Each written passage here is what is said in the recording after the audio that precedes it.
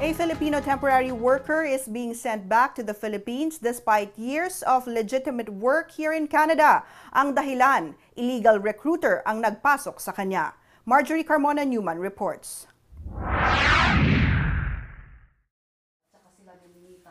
Ray Laudentia came to Canada in 2008 as a temporary foreign worker. He was supposed to work as a machine operator in Edmonton, Alberta, only to find out that he was a victim of illegal recruitment and there was no such job waiting for him in Canada. Nakilala ko siya sa Baguio City sa mga kaibigan na may kumukuha ng mga trabahador papunta dito sa Canada.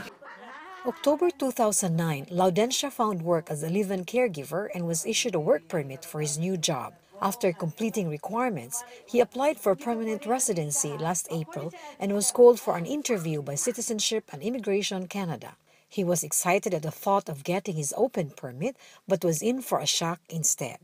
Sabi ng immigration sa akin na deny daw yung pag-apply ko ng PR kasi galing ako sa illegal na recruiter. Masakit sa akin yun na sabihin na deny ako. Even Laudentia's employer can't do anything. Her hands are tied with the CIC's decision. To the Filipino people that wants to immigrate or come to work in Canada, make sure that the agency that you're applying is legal, because to save yourself, to save your money and your time. Ray is going back to the Philippines this week.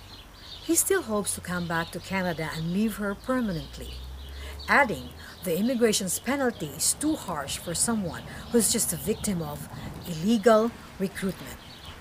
Marjorie Carmona Newman for ABS-CBN News, Edmonton.